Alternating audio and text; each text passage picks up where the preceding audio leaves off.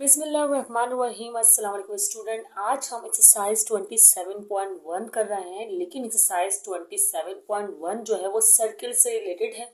अब सर्किल क्या होता है ये तो आपको पता ही है। एक ऐसी शेप जिसकी कोई साइड्स ना हो, कोई कॉर्नर ना हो, इस तरह की शेप को सर्किल कहते हैं। ठीक है, ये मैंने यहाँ पे एक सर्किल जो है बना दिया। ऐसा ही होता है ना सर्किल। इसके बारे में आप पढ़ने वाले हैं। और आपको एक बात बता दूं कि आप लोगों ने लास्ट टाइम जब एक्सरसाइज 22 चैप्टर 22 किया है तो वो आप लोग चैनल से देख सकते हैं। उसके अलावा 18, 19, 20, 21 ये सब तो है ही ऑलरेडी अपलोडेड। अच्छा, एक्सरसाइज 27.1 को देखते हैं। ये सर्किल है। अब सर्किल में ना डिफरेंट टर्म्स होती हैं। जैसे बहुत कॉमन टर्म की बात की जाए ना, अगर मैं सर्किल को दो इक्वल हाफ में डिवाइड कर दूं, भले यहाँ से या कहीं से भी दो इक्वल हाफ में डिवाइड कर दूं, तो उस वक्त जो ये कॉर्ड होगी ना, इसको डायमीटर कहा जाएगा। ठीक है, ये बात तो बहुत सिंपल हो गई। अब अगर मैं दो इक्वल हाफ के बजाय फोर इक्वल हाफ में कर दूं, अरे फोर इक्वल हाफ ये कौन सी बात हो गई, छोड़े इस बात को। मैं कहीं और से डिवाइड कर दूं, जैसे यहाँ से मैंने डिवाइड कर दिया, जो भी हो इक्वल हाफ्स ना हो, या यहाँ से डिवाइड कर दूं पर इक्वल ना हो, तो इसी ऐसी फॉर्म को कहते हैं कॉर्ड। ये कहलाती है कॉर्ड। सही। इसी तरह सर्किल की अगर हम बात करें, आप लोग सोचोगे भाई डायमीटर के बाद तो रेडियस बताना चाहिए। कॉर्ड भी एक इंपॉर्टेंट टर्म है, उसको भी देखना चाहिए। ठीक है। अब मैं दो इक्वल हाफ्स के बजाय सेंटर पॉइंट से कहीं भी कोई लाइन ड्रॉ कर लूँ, भले यहाँ करूँ कहीं भी करूँ। जैसे फॉर एग्जाम्पल मैं यूं स्ट्रेट के बजाय मैं यहाँ कर दूँ। ठीक है, कहीं भी कर ली जाए सेंटर से लाइन ड्रॉ तो ये कहलाती है रेडियस। और अगर आप गौर करें, मैं इसको फुल कर दूं तो ये डायमीटर कहलाएगा, क्योंकि इक्वल हाफ हो जाएंगे। तो इसका मतलब डायमीटर जो होता है ना, वो रेडियस का हाफ होता है। सही है। इसका मतलब आपको रेडियस मालूम करना हो तो डायमीटर का हाफ करेंगे तो आ जाएगा। है ना, ये फॉर्मूला भी एक तरह से आप इसको याद रख सकते हैं। सिंपल सा ये तब ये काम हो गया। अब आपको एक बात बताते हैं आर्क ऑफ सर्किल के बारे में। आर्क क्या होती है ना। देखें, अगर एक सर्किल है इस तरह का, करेक्ट, और इस सर्किल में आप कहीं भी एक सेंटर पॉइंट से एक लाइन तो ड्रॉ हुई हुई जो रेडियस कहलाता है, सही है। उसके अलावा कहीं भी एक पॉइंट ले लीजिए, जैसे फॉर एग्जांपल मैं ले रही हूँ यहाँ पर एक पॉइंट ले रही हूँ। ठीक है, तो ये जो पोर्शन होगा ना, ये वाला पोर्शन, ये कहलाएगा आर्क। लेकिन आर्क भी दो टाइप की होती है। अब कैसे, एक तो ये मैंने आर्क लिखा ना, अभी एक और देखते हैं। एक और मैंने सर्किल ड्रॉ किया, और अब मैंने एक लाइन तो समझे ये ड्रॉ की हुई है, एक लाइन में कर लेती हूँ यहाँ ड्रॉ। अच्छा, अगर मैं यहाँ देखूँ तो ये आर्क है, यहाँ भी है, लेकिन यहाँ भी है। अब आप लोग सोच रहे होंगे कि यहाँ भी तो है एक आर्क, है ना। तो ये जो ये आर्क कंसिडर की जाएगी ना, ये कहलाई जाएगी माइनर। अब ये माइनर क्यों कहलाई जाएगी ये तो मैं बताती हूँ अभी आपको। और जो ये आर्क कहलाई जाएगी ये कहलाई जाएगी मेजर। जैसे फॉर एग्जाम्पल इसमें अभी मेजर की बात अलग यहाँ डिफाइन कर रही हूँ, तो ये वाली जो आर्क है वो मेजर आर्क है। मेजर आर्क एक्चुअली जो है ना 180 से बड़ी हो जो आर्क उसे कहते हैं, और 180 से छोटी जो आर्क हो उसे माइनर आर्क कहते हैं। इसका मतलब ये है कि अगर मैंने यहाँ से पॉइंट लिया ए और बी, तो ये जो एंगल है ना 180 से छोटा है। 180 का एंगल ना एक्चुअली स्ट्रेट एंगल होता है इस तरह का, है ना। इसका मतलब कोई आर्क अगर यूं बनी हुई है, यहाँ बनी हुई है, इतने इतना पोर्शन को आप कवर कर रहे हैं, तो वो कहलाएगी 180 से छोटी आर्क। अब यही अगर हम कहें कि 180 तो यहाँ तक होता है ना, और एक आर्क यहाँ पर है, यहाँ से पूरा यहाँ तक पूरा सर्किल यूं कवर कर रही है यहाँ से लेकर, तो वो कहलाएगी मेजर आर्क। इसलिए देखें ये 180 से बड़ा है। एक्चुअली पूरा सर्कल जो होता है ना वो 360 डिग्री का होता है। पूरा सर्कल क्या होता है, 360 डिग्री का होता है। तो इस 360 डिग्री में ये जो डिग्रीज है वो कम है और ये ज़्यादा है। अभी कितने मैंने मीटर तो किए नहीं है, मेजरमेंट तो मैंने इसकी नहीं की है, लेकिन ये 180 से ज़्यादा ही है। ठीक है ना। डी की शेप को ही अगर आप गौर करें तो डी की शेप कुछ इस तरह की है, और 0 से लेकर 180 तक का पोर्शन होता है। अब आप लोग कहेंगे भाई डी तो इस तरह का होता है, बाकी मेजरमेंट कैसे करें? देखिए जो मेजरमेंट यहाँ तक हो सकती है उतना एंगल और फिर रिफ्लेक्स बनाकर आर्क जो है बाकी की मेजरमेंट कर ली जाती है। खैर फिलहाल इसको तो आप मत देखिए।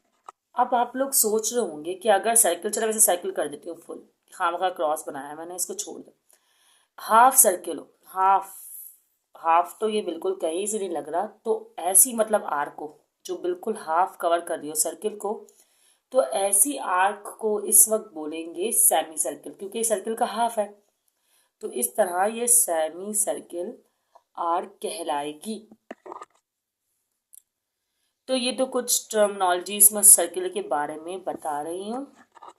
अब ज़रा बात कर लेते हैं कि अगर सर्किल के अंदर कोई शेप्स हो, जैसे कि मैं अभी कोऑर्डिनेटर की बात कर रही हूँ कि यही यूज़ में आने वाला है। एक सर्किल है, ठीक है, तो मैं थोड़ा सा साइज में पिकर बनाना चाहिए, चलो खैर ये हो गया।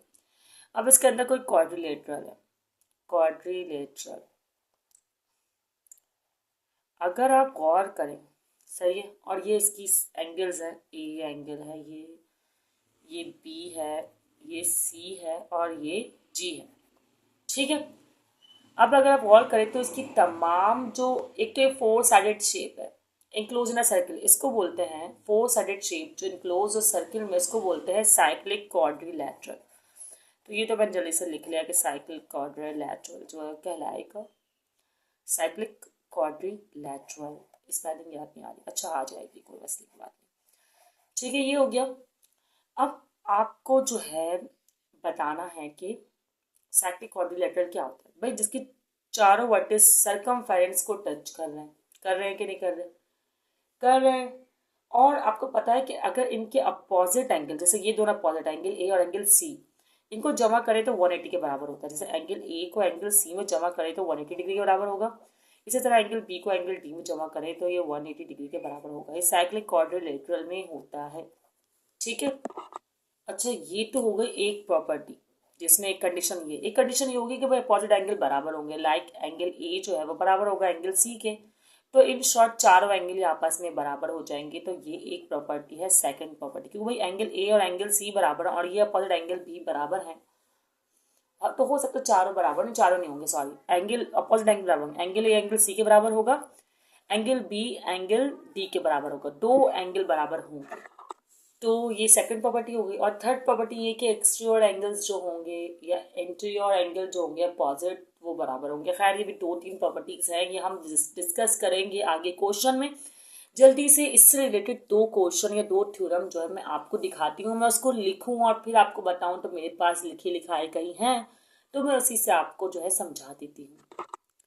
स्टूडेंट्स ये है क्वेश्चन नंबर 1 हमारे पास, जिसमें कह रहे हैं कि ना circle prove that the arcs between two parallel and equal chords are equal. मतलब ये जो आर्क है, आर्क मतलब समझते हैं ना आप, क्या कहना चाह रहे हैं आर्क के बारे में?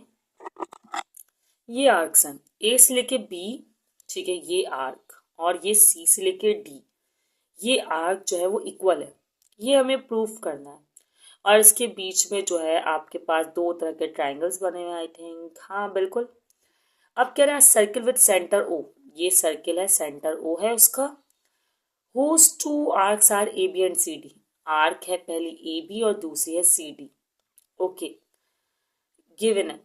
फिर कह रहे हैं ए बी और सी डी जो है वो पैरेलल है, कौन सी? ये लाइन और ये लाइन जो है वो पैरेलल है, इक्वल कॉर्ड्स है ना, कॉर्ड्स कहलाता है, आपको पता है ये इक्वल, डायमीटर को डायमीटर नहीं कहलाएगा, ये कॉर्ड कहलाएगा, क्योंकि सर्किल को इक्वल डिवाइड नहीं कर रहा है, ठीक है।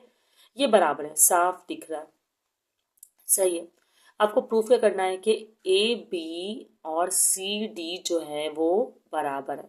इस तरह आप खुद ब खुद बराबर सपोज कर लेंगे कि ये आर्क्स बराबर है, ठीक है, आर्क लेंथ या इनकी बराबर है। अब क्या करना है, आपने ज्वाइन करना है इन दोनों पॉइंट्स को, ये हमने ना खुद कंस्ट्रक्शन की, ये आर्क तो बनी हुई थी, अब ये जो पॉइंट ज्वाइन कर रहे हैं ना, ये हम खुद कंस्ट्रक्शन कर रहे हैं।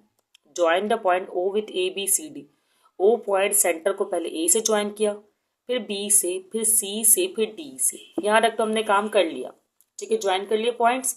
आपको पता है कि भाई जब ये दोनों बराबर थे तो किरण ओ ए और ओ बी भी बराबर होंगे, ओ सी और ओ डी भी बराबर होंगे, सेंटर से जो भी लाइन ड्रॉ कर रहे हैं आप तो बराबर होगी, क्योंकि वो रेडियस के बराबर होती है।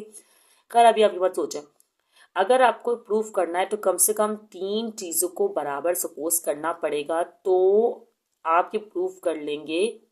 इन्होंने बोला between 2 parallel equal chords are equal, ठीक है, आर्क लेंथ प्रूफ करनी है, पैरेलल एंड इक्वल कॉर्ड्स, ये कंडीशन तो ने दी थी, बाकी ये हमने कंस्ट्रक्शन कर लिए। अब 3 साइड बराबर करनी है। देखिए भाई, आप नोट कर, एक तरह से ट्राइंगल बन गया है। कौन सा ट्राइंगल? AOB और ट्राइंगल COD, ट्राइंगल्स है ना ये। अब देखें, आप कहें ट्राइंगल वाली कंडीशन लगाएं दोनों को, आप इनमें 3 साइड अगर आप बराबर ले लेंगे तो पूरा ट्राइंगल आपका बराबर हो जाएगा, ठीक है। अब देखें OA और OC इस ट्राइंगल को सपोज करें, इस ट्राइंगल का आपने ये वाली साइड ली है ना OA, तो इस ट्राइंगल की यही साइड लेनी होगी OC और कहना होगा ये बराबर है। क्यों? क्योंकि रेडियस जो है वो सेम सर्कल का बराबर होता है। इसी तरह यही काम आप OB और OD के लिए भी करें। तो एक ट्राइंगल के आप 2 साइड्स को एक दूसरे से बराबर सपोज कर चुके हैं। अब रहा एंगल, ये जो सेंट्रल एंगल है ना, इसको आप एंगल 1 और एंगल 2 नाम दे रहे हैं, ये भी बराबर होंगे। तो इस तरह से एक तरह से side side angle side postulate लग रहा है और ट्राइंगल बराबर हो जाएगा। साइड एंगल साइड पोस्टुलेट ये कहता है कि अगर किसी भी ट्राइंगल में कोई 3 चीजें मतलब 2 साइड और एक एंगल बराबर हो तो वो पूरा का पूरा ट्राइंगल जो है बराबर होता है। तो हमने कह दिया कि भाई OAB जो ट्राइंगल है ना वो भी बराबर है। अगर ये बराबर है तो थर्ड साइड तो लास्ट भी बराबर हुई ना इस ट्राइंगल की। तो जो सवाल में मांगा था कि कॉर्ड्स जो है वो बराबर हैं, वो जो है प्रूफ हो गया, क्योंकि जब ये ट्राइंगल पूरा ही बराबर है तो इसकी थर्ड साइड्स भी क्या हुई? बराबर हुई। Corresponding arc of congruent angles triangle, sorry. तो ये एक थ्योरम तो आपको समझ में आ गया होगा, बहुत सिंपल सी बात है, ठीक है। आपने 2 कॉर्ड्स के दरमियान 2 ट्राइंगल बनाए, 2 ट्राइंगल को आपस में बराबर प्रूफ किया, तो उसकी थर्ड साइड भी इक्वली जो है वो बराबर हो गई। अब एक और क्वेश्चन देख लेते हैं इसी तरह का। स्टूडेंट्स, ये क्वेश्चन नंबर 2 जिसमें करेंगे prove that in equal circle, मतलब ये 2 इक्वल सर्किल्स है, each central angle have equal arc, मतलब कि एक सेंट्रल एंगल जो है वो इक्वल आर्क रखता है, ठीक है। इसका मतलब ये एक तरह से बताना चाह रहे हैं आपको कि आपको मालूम करना है कि आर्क AC और आर्क PR बराबर है। तो तकरीबन वैसा ही क्वेश्चन है, वो सेम सर्कल में बात हो रही है, डिफरेंट सर्कल में बात हो रही है, बात तो वही है। यहाँ पे मैं सेंटर से एक OA पॉइंट और एक OC पॉइंट मतलब लाइन बना लूंगी साइड्स, और इस तरह OP और OR, यहाँ O डैश है और ये आर्क है, स्ट्रेट लाइन नहीं है। शायद आपको कैमरा में सही नजर ना आ रहा हो, इसको आप यूं करके कर्व आर्क की फॉर्म में ही बनाइएगा। इसको आपको करना है प्रूफ। कंस्ट्रक्शन हमने कर ली है, O से लेके A तक ड्रॉ कर लिया, O से लेके C तक ड्रॉ कर लिया, और डैश से लेके P और डैश से लेके R तक ड्रॉ कर लिया। अब इन दोनों ट्राइंगल को बराबर सपोज करें, वही बोलेंगे भाई OA जो है ना वो O डैश P के बराबर है और OC जो है ना वो O डैश R के बराबर है, कह दिया। क्यों? बिकॉज सर्किल सेम है तो उनके रेडियाई भी क्या होंगे? सेम होंगे। तो बिल्कुल सेम प्रीवियस थ्योरम की तरह का क्वेश्चन है ये। इसका स्क्रीनशॉट ले ले, फिर हम आगे चलते हैं। स्टूडेंट्स, ऐसा है कि आप इन 2 पॉइंट के बाद ये लिखेंगे। देखिए, आपने पहले 2 साइड को बराबर सपोज किया, OA O डैश P बराबर है, तो मैं समझा चुकी हूँ ना। उसके बाद आप बोलेंगे एंगल्स बराबर है, मतलब कि मेजरमेंट एंगल AOC और measurement angle PO dash R dash बराबर है। क्यों? क्योंकि गिवन था, सही है ना। फिर उसके बाद आपने कहना है कि तीनों ट्राइंगल बराबर हैं। क्यों? क्योंकि 2 साइड और एक एंगल बराबर है। तीनों ट्राइंगल, जब ये दोनों ट्राइंगल ही बराबर हैं तो दोनों की आर्क लेंथ भी क्या हुई? बराबर हुई। क्यों? क्योंकि corresponding arc of congruent triangles. तो इसके बाद ना इसका स्क्रीनशॉट ले लें पहले आप, और फिर इसका स्क्रीनशॉट लेना। ये 3 पॉइंट यहाँ चलेंगे, ठीक है स्टूडेंट्स। तो ये सिंपल सा क्वेश्चन था जो कि मुकम्मल हुआ। कोई 2 क्वेश्चन हमने कर लिए हैं, कोई क्वेश्चन हो आपके माइंड में तो पूछ सकते हैं। हमने 2 आर्क लेंथ को बराबर सपोज करने के लिए 3 ट्राइंगल की 3 चीज़ों को बराबर सपोज किया और दोनों ट्राइंगल बराबर लिए, और इस तरह आर्क लेंथ को जो है कहा कि कॉन्ग्रुएंट हैं, ठीक है। ओके भाई, अब नेक्स्ट क्वेश्चन को नेक्स्ट वीडियो में कवर करेंगे। अभी आप इनकी कर ले प्रैक्टिस, आसान से क्वेश्चन है। नेक्स्ट वीडियो में हम ज़रूर जो है वो क्वेश्चंस को और कवर कर लेंगे। दुआ में याद रखिएगा। अल्लाह हाफ़िज़।